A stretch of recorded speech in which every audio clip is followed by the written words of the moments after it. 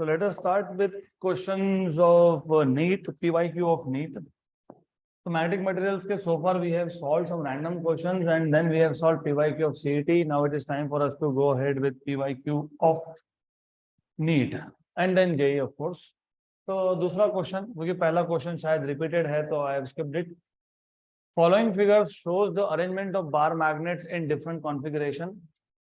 Each magnet has a dipole moment m bar और m bar लिखा है तो आपको हिंट भी दे दिया कि ये वेक्टर क्वांटिटी है. Which configuration has the highest net magnetic dipole moment? आपके पास दो बार मैग्नेट्स है और टोटल 4 कॉन्फ़िगरेशंस है. हर एक बार मैग्नेट का डाइपोल मोमेंट कितना है m बार. तो इन चारों कॉन्फ़िगरेशन में से कौन सा कॉन्फ़िगरेशन ऐसा है जिसका dipole moment net dipole moment maximum है. अगर आपको मैग्नेटिक डाइपोल मोमेंट इमेजिन करना डिफिकल्ट जाता है तो आपको इलेक्ट्रिक डाइपोल मोमेंट पता होना चाहिए p. उसका डायरेक्शन क्या था, नेगेटिव से पॉजिटिव, नेगेटिव चार्ज से पॉजिटिव चार्ज. इसका होता है south pole to north pole. तो बार मैग्नेट का डाइपोल मोमेंट का डायरेक्शन होता है north pole to south pole. मतलब ये पहला मैग्नेट का m bar south to north, इस केस में इसका साउथ टू नॉर्थ, इस केस में इसका साउथ टू नॉर्थ और इस केस में इसका साउथ टू नॉर्थ, ऐसा है. तो हमारे पास 4 मैग्नेट्स थे, 4 कॉन्फ़िगरेशन है, दो मैग्नेट्स है. ये हो गया पहले मैग्नेट का डायरेक्शन ऑफ डाइपोल मोमेंट. तो ये आ गया डायरेक्शन ऑफ डाइपोल मोमेंट पहले मैग्नेट का. इसमें टोटल दो मैग्नेट्स है तो दूसरे का भी होगा साउथ टू नॉर्थ, ये होगा साउथ टू नॉर्थ, ये भी है south to north and ultimately ये भी है साउथ टू नॉर्थ. तो एज यू सी ओवरऑल चारों ही डायग्राम में m1 बार और m2 bar they are at some particular angle to each other. तो इफ यू रिमेंबर, जो आपको पता होना चाहिए नॉर्मली, दो वेक्टर्स अगर एक दूसरे को थीटा एंगल पे अलाइंड है तो उनका नेट उनका होता है अंडर रूट ऑफ पहले वेक्टर का स्क्वायर प्लस सेकेंड वेक्टर का स्क्वायर प्लस 2 टाइम्स ऑफ पहला vector into second vector into cos of angle between the 2 vectors. तो हमारे पास 4 कॉन्फ़िगरेशन थे. चारों कॉन्फ़िगरेशन में m1 और m2 की वैल्यू क्या है, सेम है. मैग्नीट्यूड क्या है, सेम है. तो हमें दिया हुआ है m1 equal to m2 equal to m. Therefore net dipole moment will be under root of m1 square is m square plus m2 square is m square again plus 2m1 m2 is 2m square cos of theta. So therefore net moment equal to under root of 2m square plus 2m square cos theta. मैं ये एक method से बता रहा हूँ, दूसरा method भी है. दूसरा मेथड है कि आप इंडिविजुअली सॉल्व कर लो. ये दोनों 90 डिग्री पे है, आपको पता है 90 डिग्री पे है तो cos 90 कितना है, 0 है. m square plus m square 2m square का रूट कितना होता है, रूट 2m. तो डायरेक्टली भी कर सकते हो. ये 180 है, ये तो डायरेक्टली कैंसलेशन है क्योंकि एक वेक्टर लेफ्ट टू राइट, एक राइट टू लेफ्ट, कैंसल, तो वो 0 है नेट डाइपोल मोमेंट. इसका भी सॉल्व कर सकते हो 30 डिग्री डाल के, लेकिन मैं एक जनरल फॉर्मूला बना के दे रहा हूँ आपको so that you can solve this directly. तो 2m square 1 plus cos theta, इसमें से m स्क्वायर ये रूट के बाहर आ जाएगा तो क्या बचेगा, m स्क्वायर रूट के बाहर आ जाएगा तो क्या हो जाएगा, m under root of 2 into 1 plus cos theta, 2 into 1 plus cos theta. अब एक एक करके, जो पहला डायग्राम था, ए डायग्राम जो था, उसमें थीटा की वैल्यू कितनी थी, 90 डिग्री थी. देयरफॉर पहले केस में m नेट कितना आ गया, m into 2, 1 plus cos of 90 कितना है, 0. तो 2 इंटू 1 इज 2, तो ये कितना आ गया, रूट 2m. तो पहले कॉन्फ़िगरेशन का नेट कितना आ गया, रूट 2m. दूसरे कॉन्फ़िगरेशन में तो देखने का काम ही नहीं है, 0, क्योंकि थीटा कितना है, 180 है. थीटा 180 है तो cos ऑफ 180 -1 होता है, 1 - 1 0 होता है, 0 इंटू 2 0 होता है, रूट ऑफ 0 0 होता है, इंटू m 0 होता है. तो यहाँ पे नेट कितना है, 0 है. तो ये नेट मोमेंट कितना है, 0 है. दूसरे में एंगल कितना है, तीसरे में सी में 30 डिग्री. तो theta equal to 30 degree. Theta 30 degree अगर है तो m नेट m net है m into root of 2 1 plus cos of 30. What is 1? root 3 by 2. सही है. root 3 by 2 की वैल्यू आपको पता है? पता है? नहीं पता है? 0.8606. 0.8606. This is equal to m into, how much is this? 2 into 1.8606.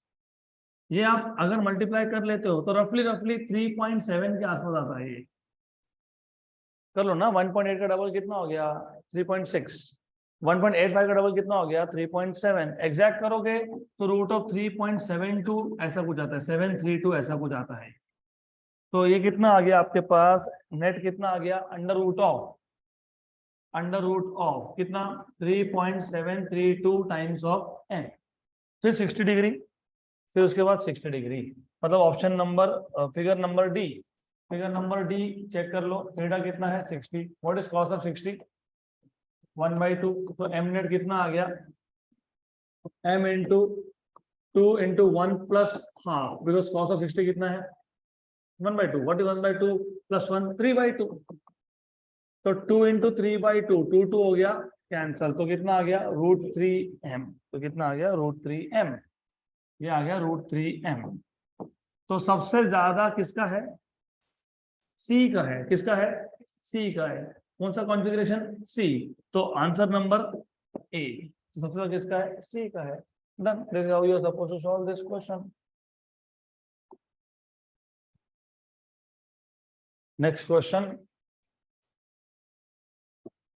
A bar magnet is held perpendicular to uniform magnetic field if the couple acting on the magnet is to be halved. Couple मतलब torque. By rotating it, then the angle by which it is to be rotated is. देखो पहले question समझ लो. सबसे पहले हमारे पास एक uniform magnetic field है. तो this is uniform magnetic field and you know uniform magnetic field मतलब directed from north to south. So you have a uniform magnetic field which is directed from north to south. अब बोला ऐसा था, a bar magnet is held perpendicular. तो perpendicular मतलब ऐसा है. is held perpendicular to the magnetic field if the couple acting on the magnet is to be halved. पहली बात तो couple मतलब यहाँ पे टॉर्क क्यों एक्ट होगा आपको पता होना चाहिए. This is north pole of the magnet. This is south pole of the magnet. North pole of the magnet will be attracted towards south of the magnetic field and this will be attracted towards north. तो यहाँ पे दो equal but opposite forces है. ये दो equal but opposite forces क्या करेंगे? Rotate करेंगे. मतलब ये कपल है. टॉर्क यहाँ पे आएगा और आपको पता होना चाहिए टॉर्क होता है mb sin theta. mb sin theta बराबर m कांस्टेंट. क्योंकि m क्या है? Dipole moment. डाइपोल मोमेंट क्या होता है? Pole strength into distance between north pole and south pole. तो हमने जब तक मैग्नेट चेंज नहीं किया तो एम भी सेम रहेगा. बी क्या है? External magnetic field. वो भी क्या है? सेम है. तो torque is directly proportional to sine theta. Correct. अगर ऐसा है तो torque 2 upon torque 1 equal to sine theta 2 upon sine theta 1. Clear. अब क्वेश्चन में ये बोला है कि आपको टॉर्क को हाफ करना है. इफ द कपल मतलब torque. If the couple acting on the magnet is to be half करना है इसको बाय रोटेटिंग इट. तो रोटेट करके हाफ करो. तो टॉर्क 2 क्या करना है? τ1/2 अपॉन क्या है? τ1. टॉर्क 2 क्या करना है? Half of initial sign theta 2 upon sine theta 1. लेकिन इनिशियल एंगल कितना था? 90 था. थीटा 1 कितना था यहाँ पे? 90 था. करेक्ट. τ1 हो गया कैंसल. तो क्या बचा आपके पास? Half equal to sine theta 2. What is sine 91? तो half equal to sine theta 2. तो थीटा 2 कितना आया? 30 डिग्री. कितना आया? 30 डिग्री. तो आंसर क्या आएगा? ऑप्शन नंबर ए. नहीं, गलत है. इन्होंने पूछा है कितने से रोटेट करना है. फाइनल एंगल नहीं पूछा. ये फाइनल एंगल है. आपको रोटेट कितने से करना है? Initial angle minus final angle. तो इट शुड बी रोटेटेड. तो कितना रोटेशन? तो magnet must be rotated through through initial angle minus final angle. Initial angle था 90, फाइनल एंगल है 30, तो रोटेशन कितना है 60 डिग्री। तो option number C and not option number A. Option number A is final angle.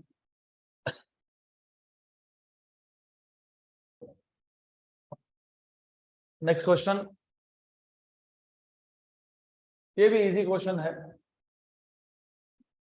Bar magnet having magnetic moment of 2 × 10⁴ joule per tesla is free to rotate in horizontal plane. तो magnet है आपके पास something like this, it is free to rotate in horizontal plane. और horizontal magnetic field 6 × 10⁻⁴ tesla exists in the space. The work done in taking the magnet slowly from direction parallel to the field to a direction 60 degree from the field. Simple question है, इसी related है। तो आपको ऐसा बोला है, इससे पहले भी एक क्वेश्चन सॉल्व किया था हमने। तो anyways I will take this example itself. हमारे पास एक मैग्नेट है जिसका मैग्नेटिक मोमेंट दिया है, और आपको बोला है कितना वर्क डन होगा in rotating the magnet from a parallel position. तो आपको पता होना चाहिए पैरेलल मतलब स्टेबल इक्विलिब्रियम। याद है क्या, दो टाइप के इक्विलिब्रियम थे, एक स्टेबल था एक अनस्टेबल था। तो स्टेबल इक्विलिब्रियम मतलब क्या होता है, ऐसा होता है। यहाँ पे होता है नॉर्थ पोल। किसका नॉर्थ पोल, मैग्नेट का नॉर्थ पोल। ये होता है साउथ पोल। अब आपको इसको करना है रोटेट, इसको रोटेट करना है। कितने एंगल से रोटेट करना है, 60 डिग्री से। तो आपको इसको 60 डिग्री से रोटेट करना है। तो what you want to do is to rotate this by 60 degree. Okay, तो ये जो एंगल बनेगा इधर, ये कितना बनेगा, 60 एंगल बनेगा, बराबर। तो अगर आपको याद है, जो नॉर्मली याद होना चाहिए, मैंने आपको वर्क डन का फॉर्मूला बताया था। और रिमेंबर इनिशियल ओरिएंटेशन क्या था, पैरेलल। पैरेलल मतलब स्टेबल इक्विलिब्रियम, और स्टेबल इक्विलिब्रियम में एंगल कितना होता है, 0। फाइनल एंगल कितना है, 60 डिग्री। तो वर्क डन का फॉर्मूला क्या था, mb cos of initial angle minus cos of final angle. m की वैल्यू कितनी दी हुई है आपको, 2 × 10⁴। b की वैल्यू कितनी दी हुई है आपको, 6 × 10⁻⁻⁴। कॉस ऑफ इनिशियल एंगल कितना है, 0, minus cos of final angle कितना है, 60। तो ये 2 × 6 इज 12, तो this is 12। 10 power +4 -4 cancel. Cos of 0 is 1, cos of 60 is half, तो हाफ। तो 1 - हाफ इज हाफ, तो 12/2। What is 12/2, 6। तो 6 जूल, तो 6 joule, option number C.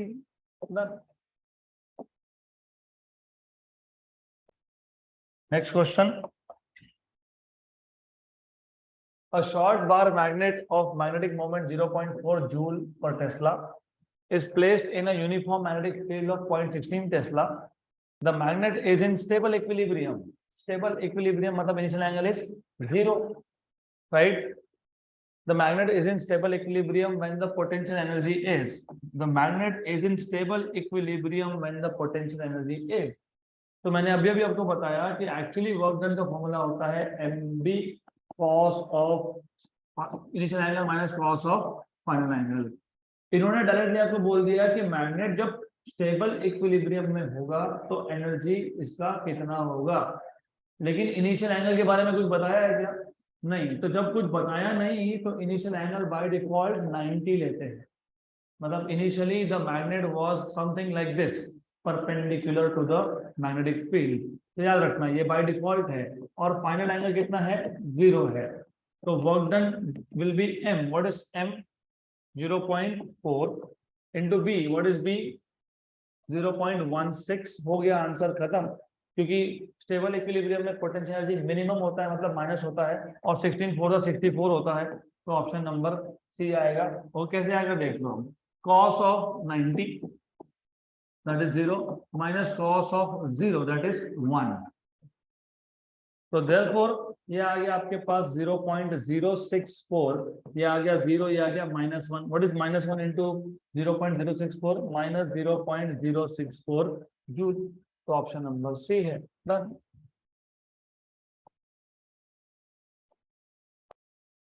Next question.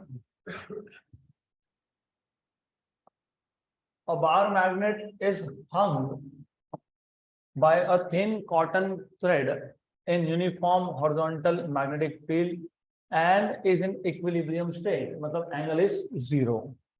The energy required to rotate it by 60 degree is W. Now the torque required to keep the magnet in this new position is. Very good. तो सबसे पहले question को थोड़ा अच्छे से imagine करना पड़ेगा. बहुत सिंपल क्वेश्चन है वैसे. You have a uniform magnetic field. इस यूनिफॉर्म मैग्नेटिक फील्ड में एक मैग्नेट को हमने हैंग कर दिया with the help of a thread, right. तो एक्चुअली हैंग हुआ है ऐसा. तो रोटेशन क्या होगा उसका? हॉरिजॉन्टल प्लेन में. लेकिन अभी मैं दिखा नहीं सकता, तो मैं वर्टिकल प्लेन दिखाऊंगा. तो इमेजिन कर लेना कि वर्टिकल प्लेन हम दिखा रहे हैं यहाँ पे. तो इनिशियल पोजीशन क्या था? इनिशियल पोजीशन क्या था? इक्विलिब्रियम था, इक्विलिब्रियम स्टेट था. तो इक्विलिब्रियम स्टेट में एंगल कितना होता है? 0. तो इनिशियली जो एंगल है वो कितना है? 0 है. This is initial angle 0.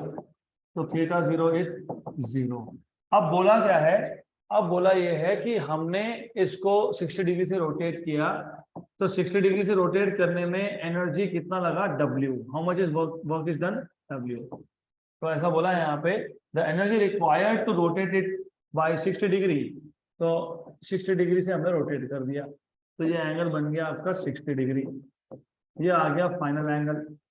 और वर्क डन कितना है? W है. But by the way what is work done? mb cos of theta 0 minus cos of theta.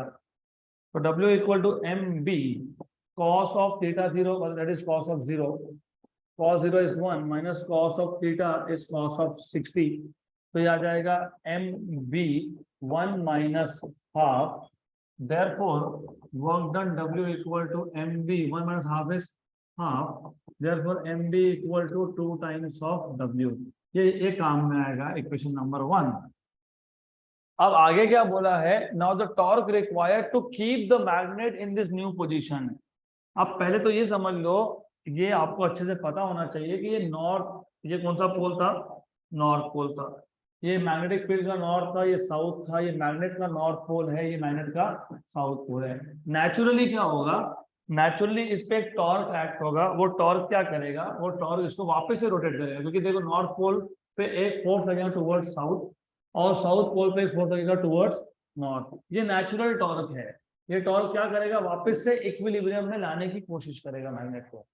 लेकिन हमको इसको इक्विलिब्रियम में नहीं आने देना है. नहीं आने देना है तो एक एक्सटर्नल टॉर्क अप्लाई करना है. और वो external torque it should be exactly equal and opposite to the original torque.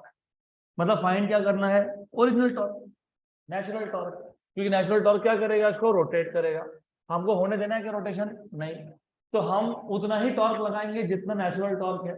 ज्यादा लगा दिया तो ओवरशूट हो जाएगा, कम लगाया तो ये वापस से इक्विलिब्रियम की तरफ जाएगा. तो एग्जैक्टली फाइंड क्या करना है हमको? Natural torque. नेचुरल टॉर्क का फॉर्मूला क्या है? mb sin theta. और थीटा कितना दिया हुआ है? 60.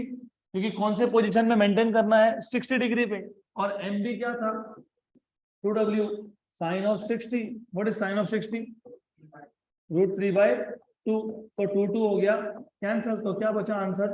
√3w. तो √3w should be the torque. Option number 50.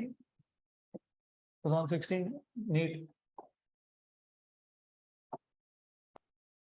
Next question. A bar magnet is oscillating in the Earth's magnetic field with a period of t seconds. So time period t है. What happens to its period and motion if its mass is quadrupled? अगर हमने मास को 4 times कर दिया तो motion और period को क्या होगा? पहली बात तो मास आप क्वाड्रपल कर दो, मास आप 10 टाइम्स कर दो, मास आप डबल कर दो, मास आप क्यूबिक कर दो. जो करना है वो कर दो. मोशन SHM का SHM ही रहेगा. और आपको याद होना चाहिए time period equal to 2 pi under root of I/mb. where I is moment of inertia, B is external magnetic field. यहाँ पे external magnetic field is Earth magnetic field, क्योंकि मैग्नेट किस में रोटेट हो रहा है, अर्थ के मैग्नेटिक फील्ड में. M is not mass, M is dipole moment. तो दैट इज वाई यहाँ पे थोड़ा केयरफुल रहने की जरूरत है. और ये पर्टिकुलर टॉपिक हमने 2 चैप्टर में सीखा है. कौन सा 2 चैप्टर? ऑसिलेशंस और मैग्नेटिक मटेरियल, दोनों में हुआ है ये, राइट. तो देन यू शुड रिमेंबर कि हमको बोला है कि हमने मास को क्वाड्रपल किया तो पीरियड को क्या होगा. पहली बात तो मास इस इक्वेशन में है नहीं, तो मास लाओगे कहां से? मोमेंट ऑफ इनर्शिया होता है mr². तो moment of inertia is directly proportional to mass. और यहां से आपको दिख रहा है कि time period is directly proportional to root of moment of inertia. तो इक्वेशन नंबर 1 बताता है कि time period is proportional to root of moment of inertia. और इक्वेशन नंबर 2 हमको ये बताता है कि moment of inertia itself is proportional to mass. तो इक्वेशन नंबर 1 और 2 से, इक्वेशन नंबर 1 और 2 से हमको मिल जाएगा कि time period is directly proportional to root of mass. तो T2/T1 equal to root of M2/M1. Quadruple करना मतलब 4 टाइम्स करना, तो final mass is 4 times of initial mass. M1 हो गया कैंसल. रूट ऑफ 4 होता है 2, तो T2 equal to 2 times of T1, और T1 था T, तो T2 इक्वल टू 2T. तो motion is still SHM with period of 2T. Option number A. खत्म क्वेश्चन. Next question.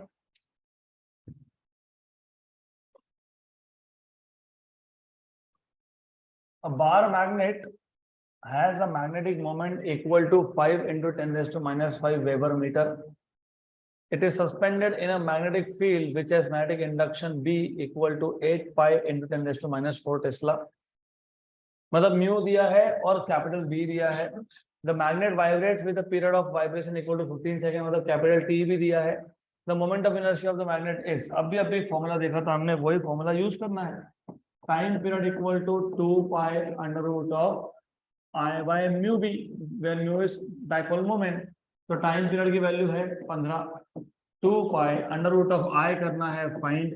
म्यू की वैल्यू है आपके पास कितनी? 5 into 10⁻⁻5. B की वैल्यू है आपके पास 8 pi into 10⁻⁻4. करेक्ट, राइट यहाँ तक. Then 15 equal to 2 pi under root of I 10⁻⁻5 और -4 -9 8 5 जा 40 pi into 10⁻⁻9. ये 40 का 0 निकाल देता हूं तो इसका 10⁻⁻8 हो जाएगा. करेक्ट है ना, बराबर है. -5 -4 था, -9 है, 8 5 40 है, 40 का 0 10⁻⁻8 बराबर है. Squaring on both sides. अगर आप यहाँ पे स्क्वायर कर लेते हो, इफ यू स्क्वायर 15 का स्क्वायर आता है 225, 2 पाई का स्क्वायर होता है 4 पाई स्क्वायर. अंडर रूट गया तो I अपॉन 4 पाई, और ये 4 पाई स्क्वायर है, ये 2 पाई का स्क्वायर मतलब 4 पाई स्क्वायर है, इंटू 10⁻⁻8. 4 4 गया, 1 पाई और 1 पाई भी गया. तो I equal to 225 into 10⁻⁸ upon pi. Pi 1/पाई की वैल्यू होती है 0.318. कितना? 0.318 इंटू 10⁻⁻8. अब ये 0.318 को अगर मैं 3.18 लिखता हूं तो ये 10⁻⁻7 होगा, है ना. -7 होगा कि -9 होगा? -9 होगा. वेरी गुड, -9 होगा. अब 225 इंटू 2 450 और 225 ऐड करो, क्योंकि 225 इंटू 3 है रफली कितना हो गया? 675 रफली. लेकिन 3 से ऊपर नंबर है, 3 से ऊपर है कि नहीं?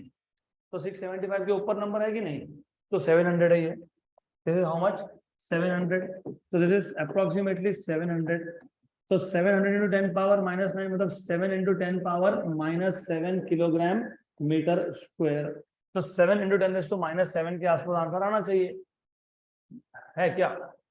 Option number D 7.16 into 10⁻⁷। Question number 11 था ये। Next question,